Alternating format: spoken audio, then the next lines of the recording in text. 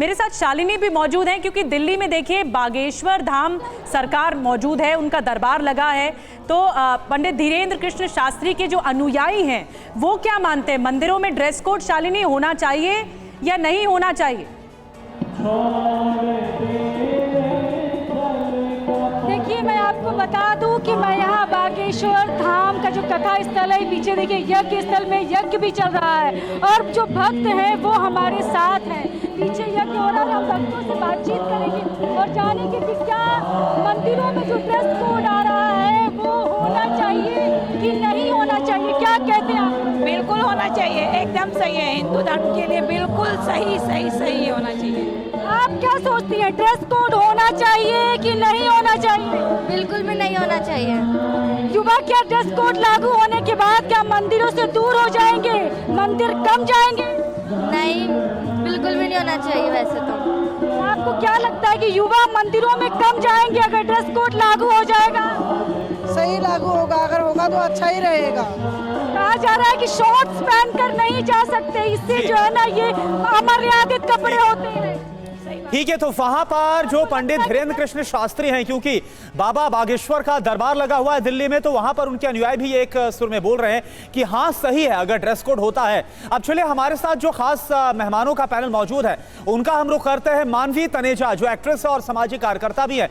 मेरा सवाल आपसे, आपने भी सुना कि जो संत समाज है, साधु है, जो पुजारी हैं, वो ये बोल रहे हैं कि मर्यादाओं का युवाओं को ख्याल रखना चाहिए, ऐसे कपड़ों से बचना चाहिए जो उत्तेजक हो।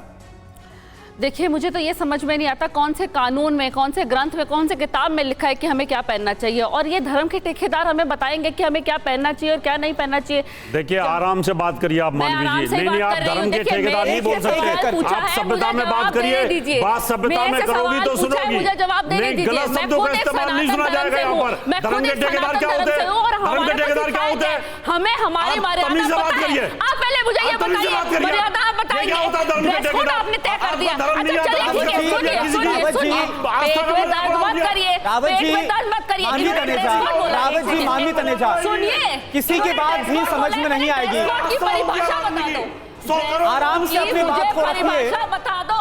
पहले सुन लीजिए। रावत जी एक रिक्वेस्ट है। एक मिनट, रावत जी रिक्वेस्ट है, एक बार सुन लेते हैं। इनसे पूछिए क्या तर्क है, क्या बात है, क्या चाहते हैं, क्या चाहते हैं? धर्म के ठेकेदार क्या गलत बोला है?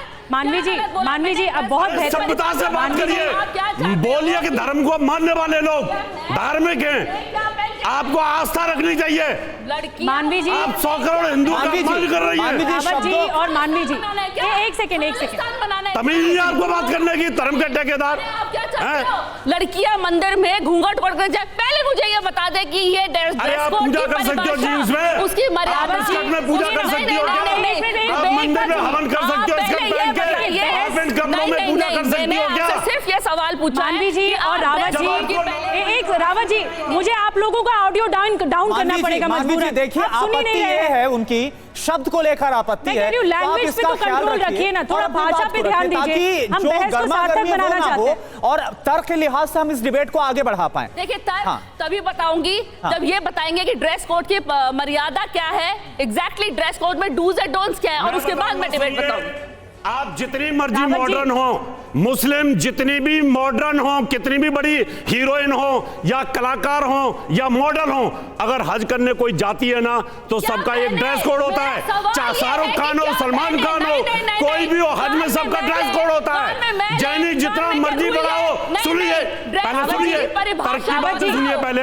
मैं तर्क की बातें कर रहा हूँ ना, आपने कहा तर्क की बातें करो, मेरे से बात करिए ना।